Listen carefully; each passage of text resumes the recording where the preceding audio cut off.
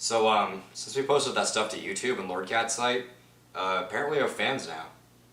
Fans? You gotta be kidding me. I know, I don't believe it either, but I was thinking, for our next video, I mean, we could probably look into their suggestions, see what they want us to do. Yeah, that doesn't sound like a bad idea. I mean, we've handled some of the worst. What could they really throw at us? Seriously. Alright, let me check the comment thread. There we go. Huh, looks like it was for Ghouls and Ghosts. I remember that game. Yeah, that sounds like fun. Fuck!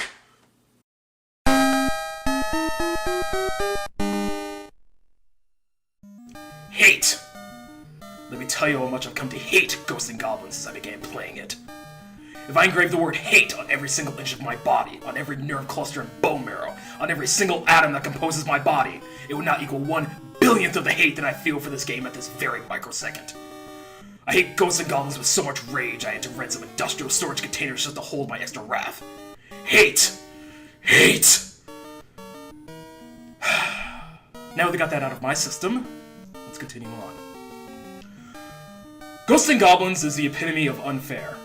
You play as the knight Arthur, who was just chilling with his girl Princess Prin on some godforsaken field at night, when Satan, yes, Satan, swings by and kidnaps her ass.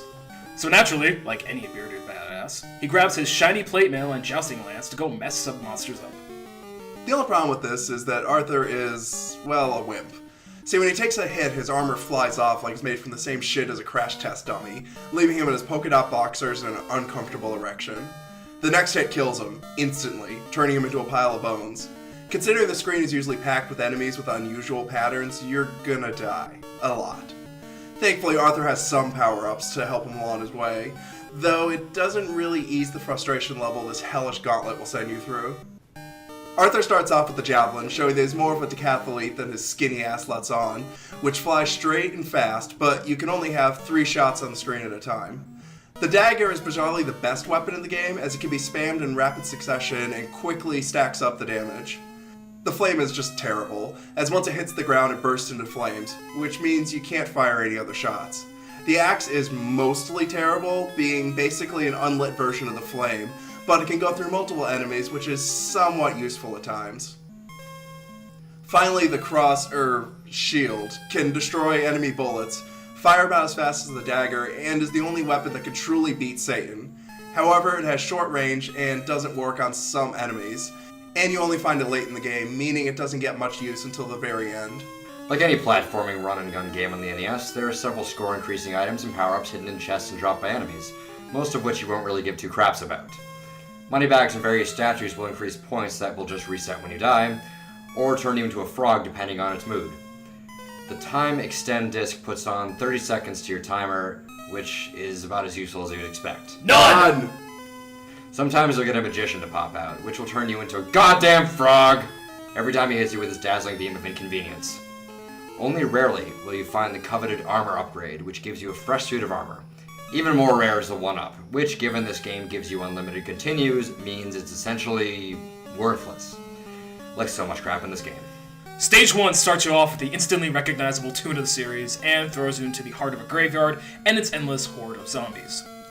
Quickly you'll find out why this game is hard, and it's for all the wrong reasons. You'll spend most of your time running away from enemies, as a measly 2 hits can and will turn you into so much bone meal. You'll have to hone your skills with running and jumping with twitchy fingers to avoid the zombies, fire-spitting plants, and purple birds for the first half.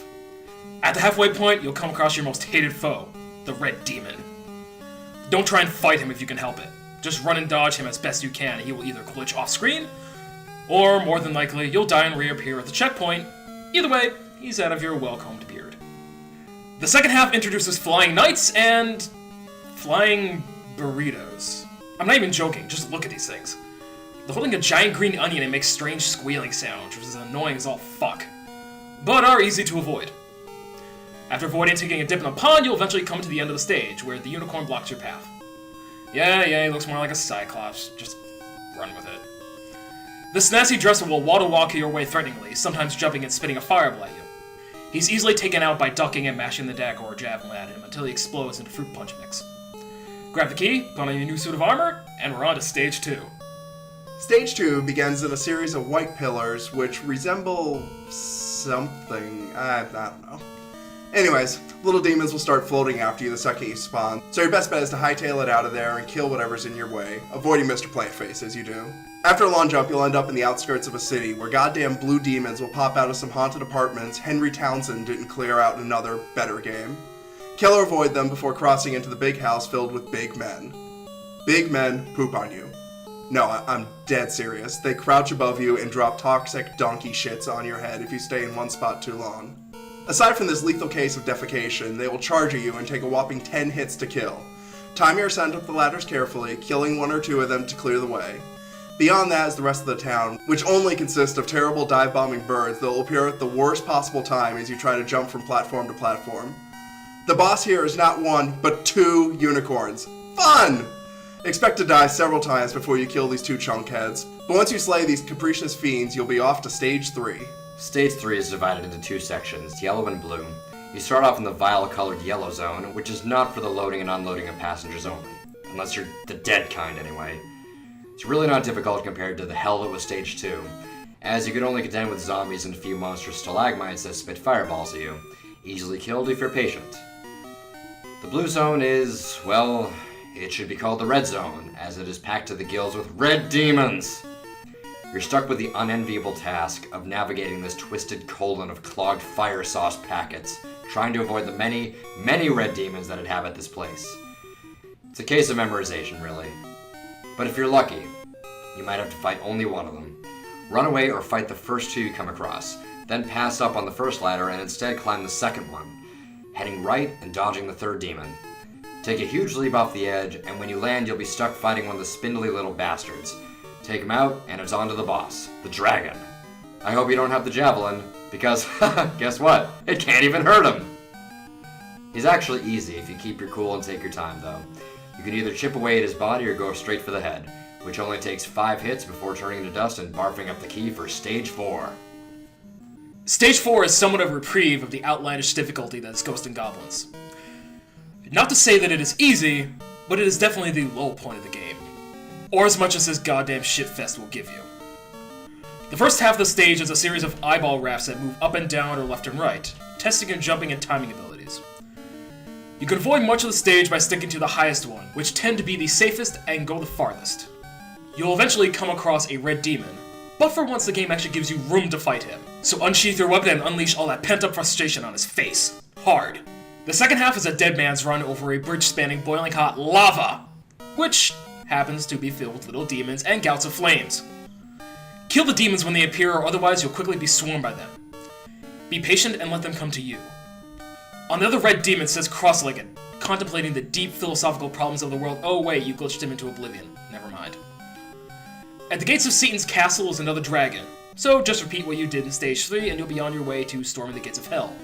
Literally. Stage 5 is where Satan stops fucking around and brings out the big guns. No more tiptoeing through the bloody tulips here. You gotta run fast and hit hard if you ever expect to get through this difficult gauntlet.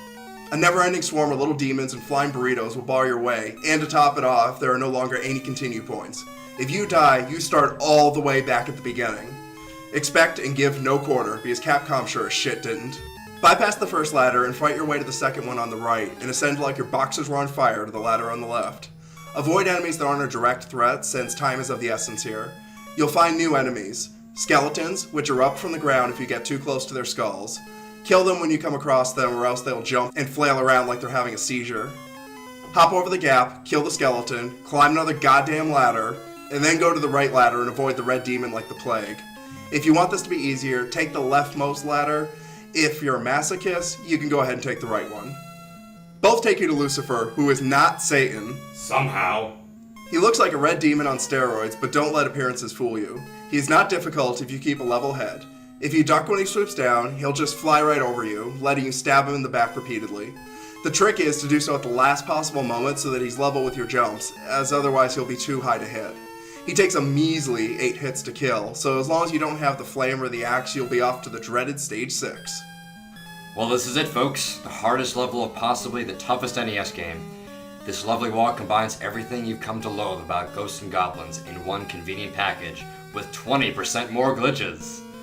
Randomly appearing enemies and a weird poison ladder that will hurt you if you climb it at the wrong time makes this entire level a test of your skills, patience, and the sturdiness of your controller when chucked at the wall. And oh boy, will you be doing plenty of that. The first thing you want to do is make sure you have the dagger. If not, hang around and munch on squealing burrito monsters until it drops. You'll be going through a sort of boss rush early on, and certain weapons won't work on them, but the dagger will, so get that shit as soon as possible. Head up the ladder to the unicorn, avoiding the javelin along the way. Kill the chunky beefsteak and head up immediately to fight the dragon. Midway through the battle, the cross will drop. You can technically get it now, but it's not recommended, since its short range will make the rest of the climb difficult. Kill the dragon, then head up and carefully avoid the various red demons camping out in the doorways on either side, and avoid the flame weapon when it appears. The big man about halfway up is tricky, since there's both a skeleton and a red demon nearby, so you have to carefully juke him away from the top of the ladder far enough so you can ascend to pelt him with daggers, all while not activating the other two monsters.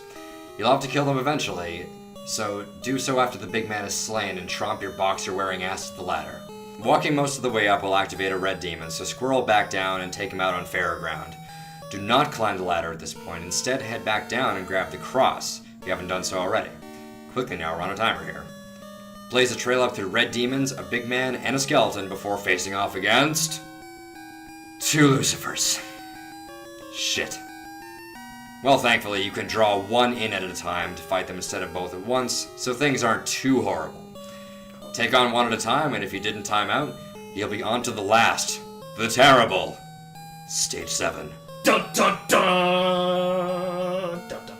Dun-dun-dun. Stage 7 isn't technically a stage, really. It's the final boss of the game, Satan himself, somehow different from Lucifer. Whatever. Satan himself, the author of all lies, who is a massive pushover. Seriously, just stay to the left side of the room, spam crosses his head about 20 times, and you're done. He's big, he's slow, he's not very accurate, and goes down with hardly a fight at all. By now you're thinking, huh, well, I guess that wasn't too bad, really. Let's see what the ending is like.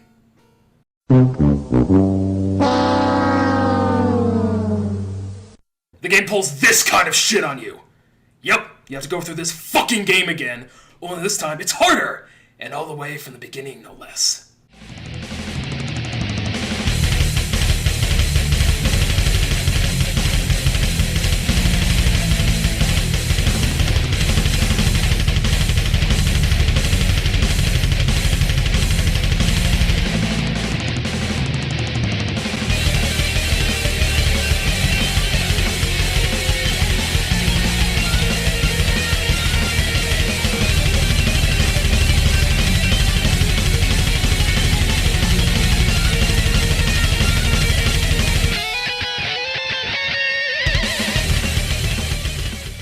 Anger, hate, rage. Playing through this misbegotten abortion of a game from the start, biting your troll in sheer frustration, dealing with every bit of bullshit over and over again. Maybe you've given up at this point, to search on YouTube for the ending. Perhaps you've cheated and used a stage skip code. Or maybe, like me, you channeled that anger and did it all over again out of sheer spite, just to show the game who's boss. When you finally, tortuously reach the end of this game again and slay Satan with a cross again, you're finally reunited with your blue-haired princess and get this garbled message. A final insult from Capcom.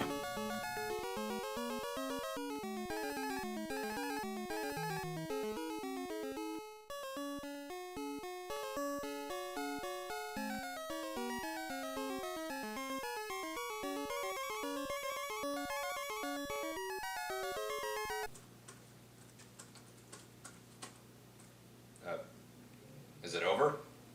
Is he done? Looks like he's done. I don't quite want to ask him though. You want to just upload what we got? Yeah, that's probably best.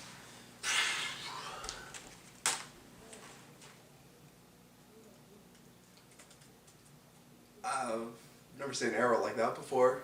Do you know what it's talking about? Oh man. I don't know, but I just hope he doesn't look up right now. That would suck. Oh fuck.